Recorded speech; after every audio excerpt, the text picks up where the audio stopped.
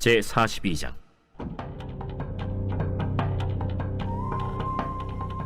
그때 야곱이 애굽에 곡식이 있음을 보고 아들들에게 이르되, 너희는 어찌하여 서로 바라보고만 있느냐? 내가 들은즉 저 애굽에 곡식이 있다 하니 너희는 그리로 가서 거기서 우리를 위하여 사오라. 그러면 우리가 살고 죽지 아니하리라. 요셉의 형 10사람이 애굽에서 곡식을 사려고 내려갔으나 야곱이 요셉의 아우 베냐민은 그의 형들과 함께 보내지 아니하였으니 이는 그의 생각에 재난이 그에게 미칠까 두려워함이었더라. 이스라엘의 아들들이 양식 사러 간 자 중에 있으니 가나안 땅에 기근이 있음이라. 때에 요셉이 나라의 총리로서 그 땅 모든 백성에게 곡식을 팔더니 요셉의 형들이 와서 그 앞에서 땅에 엎드려 절하매, 요셉이 보고 형들인 줄을 아나 모르는 체하고 엄한 소리로 그들에게 말하여 이르되, 너희가 어디서 왔느냐? 곡물을 사려고 가나안에서 왔나이다. 요셉은 그의 형들을 알아보았으나 그들은 요셉을 알아보지 못하더라. 요셉이 그들에게 대하여 꾼 꿈을 생각하고 그들에게 이르되, 너희는 정탐꾼들이라. 이 나라의 틈을 엿보려고 왔느니라. 내 주여, 아니니이다. 당신의 종들은 곡물을 사러 왔나이다. 우리는 다 한 사람의 아들들로서 확실한 자들이니 당신의 종들은 정탐꾼이 아니니이다. 아니라 너희가 이 나라의 틈을 엿보러 왔느니라. 당신의 종 우리들은 12형제로서 가나안 땅 한 사람의 아들들이라. 막내 아들은 오늘 아버지와 함께 있고 또 하나는 없어졌나이다. 내가 너희에게 이르기를 너희는 정탐꾼들이라 한 말이 이것이니라. 너희는 이같이 하여 너희 진실함을 증명할 것이라. 바로의 생명으로 맹세하노니 너희 막내 아우가 여기 오지 아니하면 너희가 여기서 나가지 못하리라.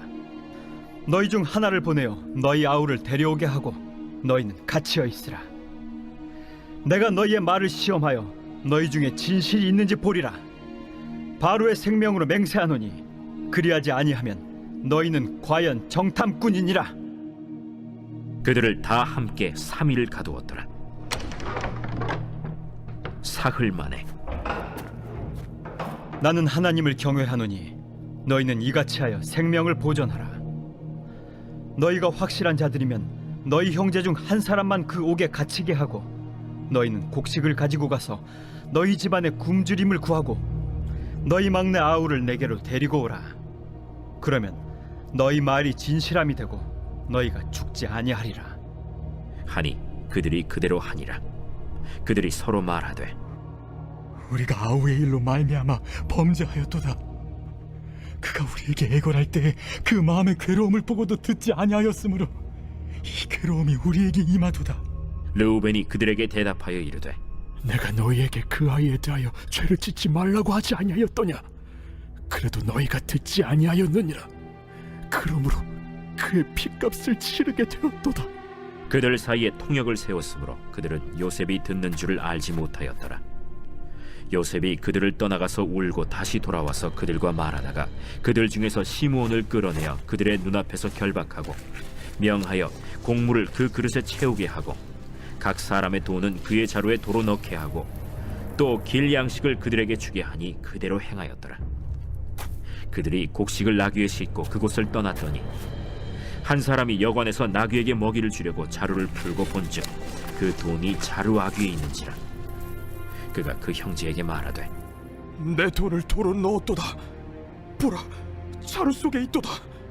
이에 그들이 혼이 나서 떨며 서로 돌아보며 말하되, 하나님이 어찌하여 이런 일을 우리에게 행하셨는가?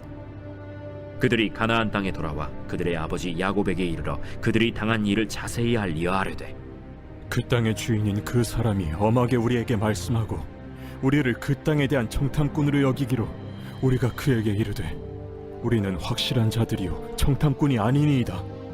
우리는 한 아버지의 아들 12형제로서 하나는 없어지고 막내는 오늘 우리 아버지와 함께 가나안 땅에 있나이다 하였더니 그 땅의 주인인 그 사람이 우리에게 이르되, 내가 이같이 하여 너희가 확실한 자들임을 알리니 너희 형제 중에 하나를 내게 두고 양식을 가지고 가서 너희 집안의 굶주림을 구하고 너희 막내 아우를 내게로 데려오라.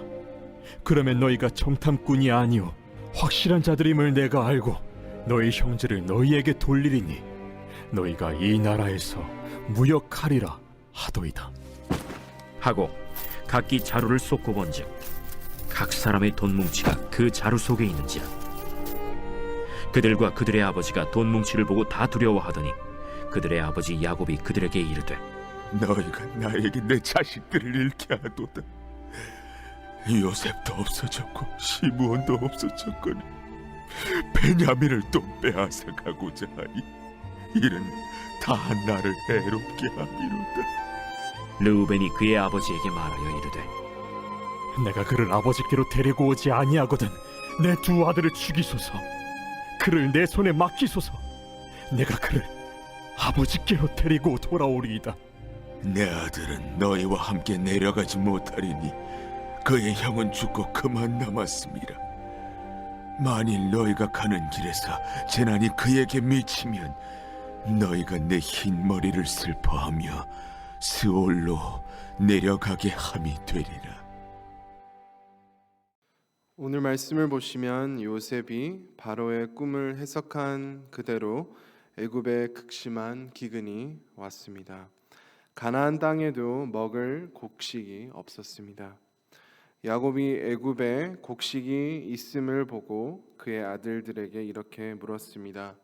너희는 어찌하여 서로 바라보고만 있느냐?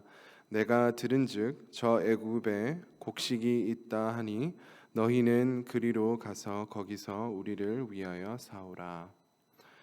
극심한 흉년이 왔는데 애굽에 곡식이 있다고 소문이 있었습니다. 야곱이 신기했던 것은 그의 아들들은 그 소식에 서로 쳐다보기만 하고 갈 생각은 안 했던 것입니다. 그래서 야곱이 그들에게 애굽으로 내려가서 곡식 얻으라고 말했던 것입니다. 요셉이 애굽으로 노예로 팔렸던 것을 알아서 야곱의 아들들은 애굽이라는 단어만 들어도 죄책감이 든 것입니다. 요셉을 노예로 팔고 20년 동안 애굽 그리고 요셉이라는 단어를 들어도 움찔했습니다. 마음에 불안함이 있었습니다. 죄를 품고 사는 것이 얼마나 무거운 짐인지를 이 상황을 통해 알 수 있습니다. 우리 각자도 우리만 알고 있는 죄와 허물들이 존재할 수 있습니다. 시간이 갈수록 더 숨기고 싶고 누구에게도 알리고 싶지 않고 이미 때를 놓쳤다고 생각할 수 있습니다. 죄를 오래 품을수록 죄책감이 커지고 마음이 썩어져 갑니다. 옛날에 제 자동차에서 특이한 향이 났습니다. 그래서 세차하고 실내도 다 그렇게 닦았습니다.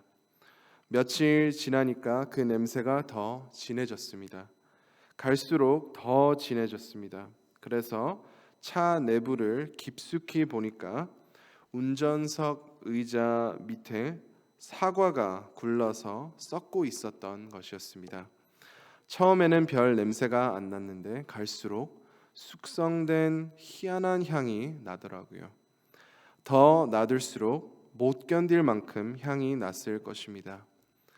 우리의 은밀한 죄를 회개하지 않고 알고 모르게 그대로 놔두면 이러한 현상이 나타나기 마련입니다. 마음이 쉬지를 못합니다. 항상 뭔가 찝찝하고 답답합니다. 내부 세차, 외부 세차해도 소용없듯이 우리가 그 근본적인 문제를 찝어서 찾지 않으면 마음에 평안 없이 사는 것입니다. 그래서 그러한 은밀한 죄들이 있다면 우리는 하나님께 나아가서 회개해야 합니다. 회개는 눈물 흘린다고 되는 것이 아닙니다. 많은 청소년들이 수련회에서 은혜 받고 눈물 흘립니다. 그러나 아무런 변함이 없습니다. 회개는 그 죄를 버리고 하나님께 다시 돌아가는 것입니다.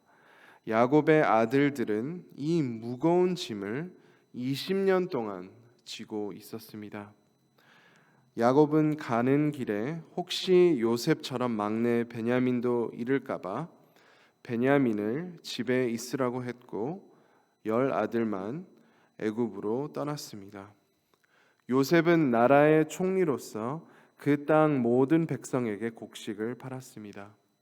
요셉의 형들이 요셉을 만나게 되었습니다. 요셉은 그들을 알아봤지만 그들은 꿈에도 요셉일지를 몰랐습니다. 애굽이 강국이고 또 곡식을 받아야 하는 입장이어서 요셉의 형제들이 요셉 앞에서 땅에 엎드려 깊이 절했습니다. 요셉이 형들에게 나눠 주었던 꿈이 그대로 일어난 것이었습니다. 결국 형들이 요셉 앞에 절하였습니다. 이 상황을 보시면 하나님께서 하나님의 뜻을 반드시 이루신다는 것을 알 수 있습니다. 죄는 하나님 앞에 악한 것이지만 인간의 죄악과 그의 약함을 사용할 능력까지도 있으신 분이 우리 하나님이십니다. 그 누구도 하나님을 막을 수 없습니다. 요셉은 아직 그의 실체를 형들에게 알리고 싶지 않았습니다.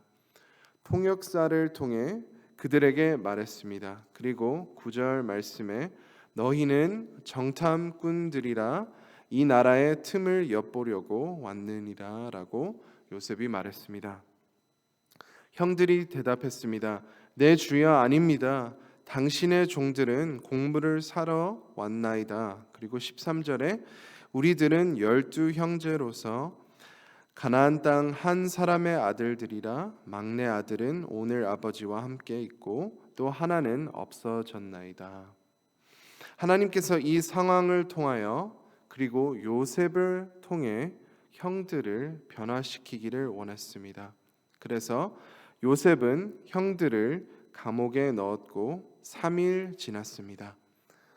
형들이 감옥에 나오려면 그들이 말했듯이 집에 놔둔 막내 동생 베냐민을 데리고 와야 했습니다.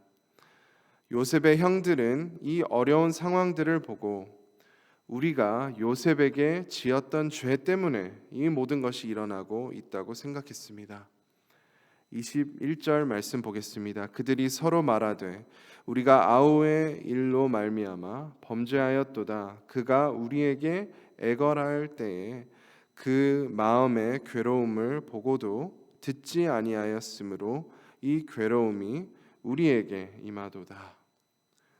요셉이 노예로 팔렸던 37장에는 이러한 세부적인 내용은 없었습니다. 그러나 당연히 요셉은 애원했을 것입니다. 그 마음의 괴로움을 표출했을 것입니다. 노예로 팔려가는 것이 얼마나 두려웠겠습니까? 그것도 어린 나이에. 우리가 죄를 지을 때 우리가 행복해질 거라는 유혹에 빠집니다. 요셉을 노예로 팔면 요셉의 꿈은 이루어지지 않을 것이고 우리는 돈 받고 꼴보기 싫은 요셉은 더 이상 보지 못할 거라는 생각이었습니다. 그러나 그 죄로 인해 요셉의 형제들은 20년 동안 무거운 죄책감을 안고 살았습니다. 동생 요셉은 얼마나 큰 트라우마가 생겼을까요? 아버지는 얼마나 큰 상처를 입었나요? 심지어 요셉의 꿈도 이루어졌고 형제들은 그 꼴보기 싫은 요셉을 다시 만났습니다. 죄는 우리를 행복하게 할 수 없고 오히려 하나님과 멀어지게 합니다. 오히려 우리의 모든 삶의 부분들에 큰 아픔과 괴로움을 줍니다. 요셉이 형들의 죄를 고백하는 것을 보고 눈물 흘렸습니다. 요셉이 형들을 용서할 마음이 이미 있었지만 형들이 그들의 잘못을 고백하니까 눈물 날 수밖에 없었습니다. 하나님께서 아름다운 용서, 아름다운 화해를 계획하고 계셨던 것이었습니다. 우리는 우리의 죄를 돌아보는 것이 참으로 어려운 것입니다. 하나님께서 이 모든 상황들을 통하여 요셉의 형들의 죄를 돌아보게 하셨습니다. 이 모든 것이 하나님의 은혜였습니다. 우리의 죄를 돌아보기를 원합니다. 예수님의 보혈은 우리를 깨끗게 하십니다. 우리의 죄를 고백하고 회개하여 하나님께 더 가까이 나아가고 참으로 행복한 삶을 사시는 사랑하는 모든 성도님들이 되시기를 간절히 소망합니다. 시간 말씀을 품고 함께 기도하겠습니다. 또 어려움을 겪고 있는 성도님들, 환우님들을 위해 함께 기도하시겠습니다. 또 온 성도님들이 전도에 힘쓰고 또 많은 영혼을 구원해 주시도록 기도하겠습니다. 계속되는 교회 보수 공사 및 리모델링을 위해 또 함께 기도하겠습니다. 주여 한번 외치고 함께 기도하시겠습니다. 주여